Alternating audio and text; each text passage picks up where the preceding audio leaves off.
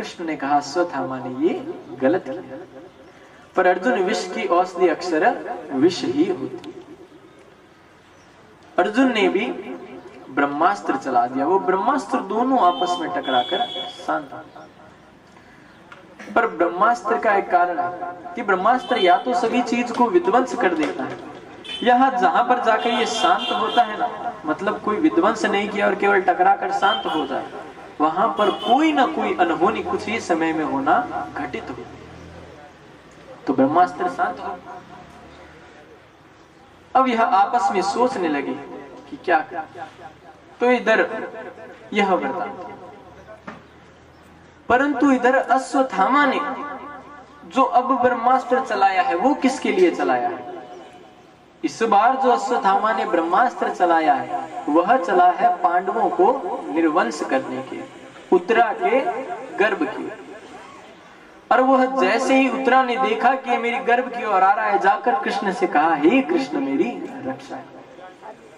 कृष्ण ने कहा आप चिंता मत करो, मैं हूं ना,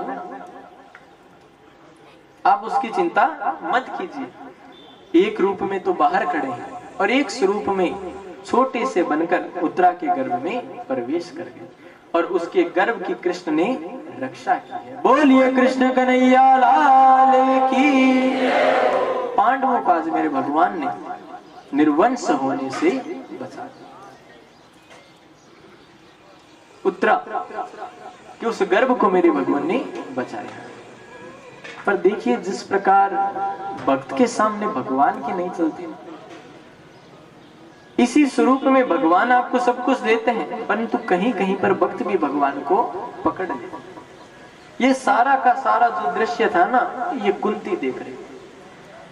कुंती सीधी आई, कृष्ण की बुआ लगती है और आकर के कृष्ण के चरणों में कहा, लाला आज मेरे वंश को तूने बचा लिया, मैं तेरा कितनी बार धन्यवाद करूं हे भगवान।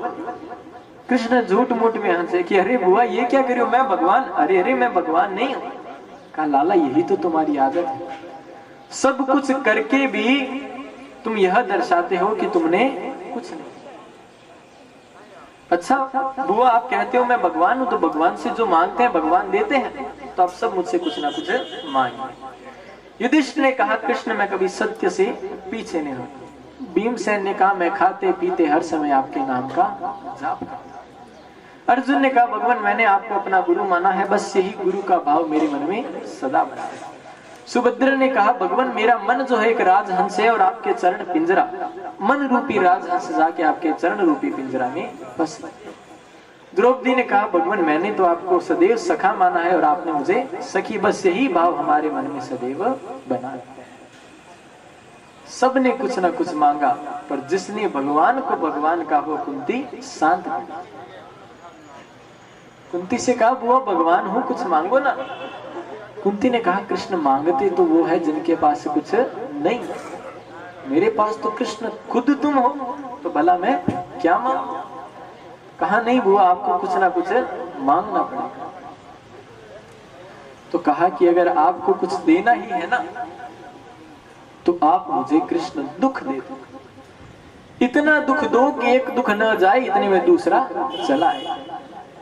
कृष्ण ने कहा बुआ आप दुख मांगती, आपके साथ कितना दुख पहले से ही चल रहा है, जन्म कहीं लिया, आपका नाम था प्रथा, पर कुंती बोझ राजा आपको ले गए तो आपका नाम पड़ गया कुंती।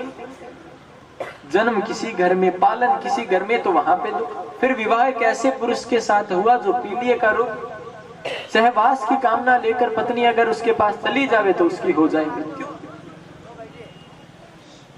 तो आपके पास दुर्वासा ऋषि के कुछ ऐसे मंत्र थे जिससे कि आपने भगवान से प्रार्थना करके इन पुत्रों को बुलाया। कैसे बुलाया कि आपने सर्वप्रथम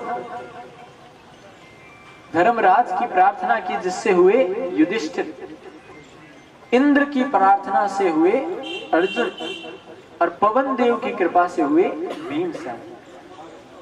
परंतु आपने सोचा कि जब तक अगर मेरी केवल संतान हो गई और माद्री के ना हो तो ये गलत है, तो उनके लिए आपने अश्वनी कुमारों से नकुल और सहदेव को मांगा। अब कितनी दया, परंतु भगवान ने कहा नहीं मांगो। कहा भगवान अब दुख नहीं चाहिए। सुख के माथे सिल पड़े जो हरि हृदय से जाए, बलिहारी व दुख की जो पल पल हरि नाम जपाए। विपदो नेव विपदः संपदो नेव संपदा, विपदो नारायण स्मृति स्मृति एव नारायण। दुख दुख नहीं है और सुख सुख नहीं है। सबसे बड़ा दुख है कि भगवान के नाम को भूल जाओ, और सबसे बड़ा सुख यह है कि उसको हर समय याद रखना। कृष्ण ने मना कर दिया कि हम आपको दुख नहीं देंगे। कृष्ण ने उनकी बात का कोई भी उत्तर नहीं दिया और कोई भी उन पर कहा नहीं हम दुख नहीं दे सकते। ऐसे दयालु मेरे दामोदर। तो आइए उस दामोदर कृष्ण का बड़े आनंद से प्रेम से हम सभी कुछ क्षण चिंतन करेंगे। फिर परीक्षित को श्राप किस कारण से मिला, परीक्षित को श्राप कैसे मिला, आखिर उसका कारण क्या था, बड़े आनंद से हम सभी जानेंगे। ताली बजाकर भगवान के नाम को जानेंगे। बोलिए कृष्ण कन्हैया लाल की।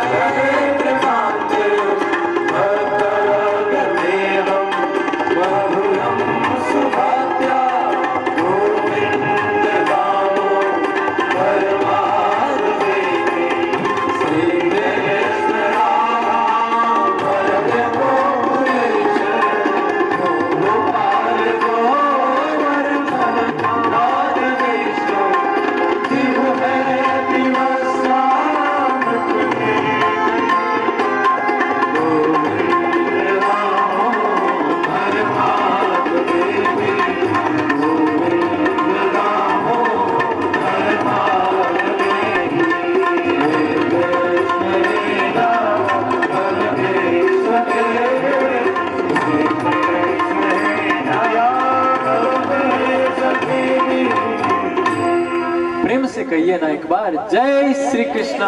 जय श्री कृष्णा। आज मेरे भगवान सबसे कहते हैं कि मुझे जाने की इजाजत दीजिए। कृष्ण सभी से इजाजत दी तो नहीं, सबने कहा लाला देखो मन तो नहीं है, पर तुम्हारा भी द्वारका में सभी इंतजार कर, तो तुम्हें जाना चाहिए। तो द्वारका में मेरे भगवान कृष्ण अब अर्जुन को साथ लेकर गए। देखिए विश्वास नहीं था कि कृष्ण आएंगे या नहीं, तो अर्जुन को भेजा है साथ कि कृष्ण को तुम लेते आना। कहा ठीक है। और मेरे भगवान के साथ अर्जुन गए। सबने कहा आनंद की प्राप्ति हुई, कृष्ण तुम लौट कर। आज कृष्ण को सूचना मिली कि जिसकी मेरे भगवान ने गर्भ में रक्षा की थी उस बालक ने जन्म लिया, पर वो बालक रो रहा है। किसी की भी गोद में जाकर हंस नहीं रहा और जन्म लेते ही पालथी मारकर बैठ गया और चारों ओर देख रहा है। तो नाम तो हुआ विष्णु राज, परंतु परीक्षण करते करते जन्म लिया, इसलिए नाम पड़ गया परीक्षित। कृष्ण टोपी कुर्ता खिलौने लेकर, और जैसे ही मेरे भगवान के गोद में आया उसने देखा अरे यही तो वो है जिसने मेरी गर्भ में रक्षा की, और खिलखिला करके परीक्षित हंसने लगे। बड़े आनंद के साथ भगवान पुनः अपने द्वारका धाम पहुंचा। आज युधिष्ठिर को न जाने क्यों अब शकुन होने लगे, उसे कुछ अच्छा नहीं लग रहा है।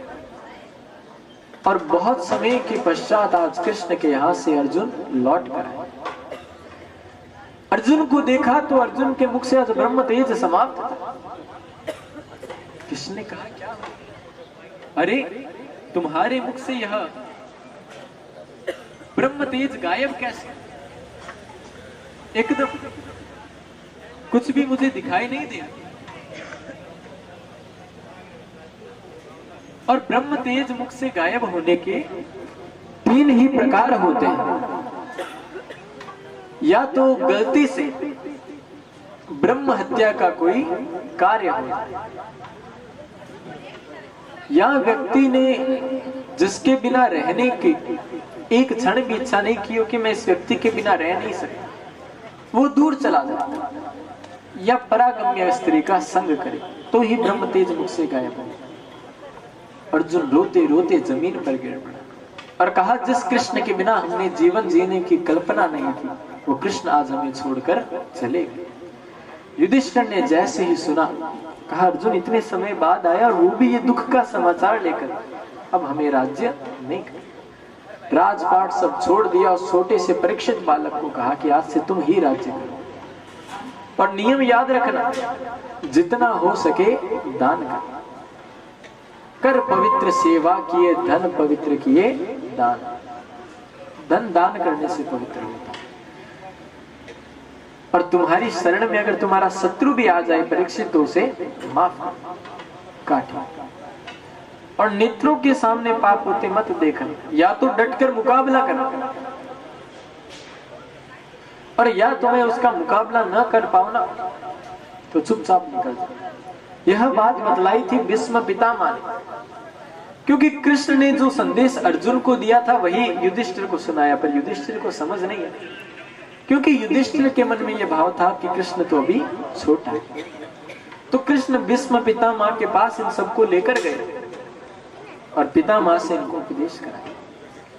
पितामह ने कहा कि सुनो, तुम कभी भी शरण में शत्रु आए उसे क्षमा कर देना, जितना हो सके धन का दान कर, और अपने सामने पाप होते मत देखना, या तो उसका सामना करना या मस्तक नीचे करके निकल जाना। तो सभा में जो द्रौपदी थी वो देखकर हंस पड़ी। तो भीष्म पितामह ने कहा देवी तुम हंस क्यों रही? द्रौपदी चुप हो गई। कहा बाबा क्षमा कीजिए। कहा नहीं, कुलवती नारी ऐसे नहीं हंसती, कारण बता। कहा आज तो आप बड़ा ज्ञान दे रहे कि अपने सामने पाप कर्म होते मत देखो। उस दिन आप कहाँ थे जिस समय दुष्ट दुशासन मेरा चीर हरण कर रहा था, मेरी साड़ी खींच, भीष्म पितामह जोर जोर से कि देवी, उस समय मैंने दुष्ट दुशासन, दुष्ट दुर्योधन का अन्न खाया और जैसा खाए अन्न वैसा हुए, जैसा पिए पानी वैसी बोले वाणी। तो मैंने अन्न बुरा खाया था तो मेरी बुद्धि भी फिर वैसे बिलक बिलक कर रोती। कहा मुझे किसी से बात नहीं करनी, मुझे अपना मन कृष्ण में लगा और कहा कृष्ण एक बार मुझे वो दृश्य दिखा जब तुमने प्रतिज्ञा की थी कि मैं कोई अस्त्र शस्त्र नहीं उठाऊंगा, और मैंने प्रतिज्ञा की थी कि आज जो हर ही शस्त्र ना गाऊं तो मैं भी लाजू जननी गंगा को शांतनु सूत न। जब अर्जुन पूर्ण रूप से यह लगा अर्जुन को कि अब वह वार नहीं कर सकता, उसकी मुकुट नीचे गिरने लगा, उसकी भुजबंद जो है वो टूट कर नीचे गिरने लगा, तो कृष्ण तुम रथ से नीचे उतर गए और वहीं पर पड़े चक्र को, जो एक रथ का चक्का था, उसे उठाकर मेरे पीछे दौड़ने लगे। मानो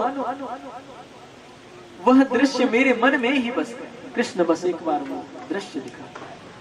देहांत काले तुम सामने हो, मुरली बजाते मन को लुभाते, गाता हुआ तन नाचता गोविंद दामोदर। कृष्ण कृष्ण कहते भीष्म पितामह ने अपने पंचभौतिक शरीर को त्याग दिया। आज परीक्षित को वही शिक्षा पांडवों ने दी और स्वयं वहां से चल दिया। द्रौपदी का भी पतन हुआ, बीच में धीरे धीरे सबका पतन। सशरीर केवल युधिष्ठिर ही वहां पर एक श्वान को लेकर, एक कुत्ते को लेकर। तो उन्होंने कहा कि स्वर्ग में आप इस श्वान के सहित अंदर नहीं जा सकते। युधिष्ठिर ने कहा मैं अंदर जाऊंगा तो इसके सहित ही जाऊंगा, वरना चाहे मुझे नरक की यातना भोगनी। और जो उसके साथ श्वान गया था वह स्वयं धर्म राज, उसकी परीक्षा ली। परीक्षित राज्य करने लगा, अच्छे से राज्य चलाने लगा, संतों की सेवा भी कर। आज परीक्षित के मन में इच्छा हुई कि मैं अपना राजपाट में जो खजाना है ना वो जाकर देखूं। तो वह खजाना देखने गया तो उसमें मुझे एक सुंदर सा मुकुट उसे पसंद आया, पहन कर निकल। ये जो खजाना था ये किसका था? चोर डकैती मतलब लड़ाई करके ही लाया गया था, कौरवों से युद्ध में ही प्राप्त हुआ। तो उसे धारण करके निकल पड़ा। सैनिक जो है जंगल के मार्ग में उससे बिछड़। परीक्षित अकेला आगे निकल, तो उसको थोड़ा परीक्षित ने सोचा कुछ समय रुक जाऊं। तो जहां वो रुका एक पेड़ की पूछे, उसने सामने का दृश्य देखा कि एक पैर पर तो बैल खड़ा है और चार पैर पर हमारी माँ गो खड़ी, गाय माता खड़ी, और वो आपस में बात कर रहे हैं, गाय माता रो रही। तो उस बैल ने कहा कि अरे देवी आप रो क्यों रही हैं? आपके रोने का कारण क्या है? आखिर मुझे बतलाइए। पृथ्वी के नेत्रों से निरंतर अश्रु बह रहे। अरे आप तो स्वयं गाय का स्वरूप धारण करके पृथ्वी आई है। अरे कहीं कृष्ण आपके ऊपर से लीला करके चले गए इसलिए तो नहीं रो रहे, या मेरे धर्म के अन्य 3 पैर कट गए उसके कारण, सत्य दया दान पवित्रता ये 4 पैर, कहीं उसके कारण से तो नहीं रो रही आप?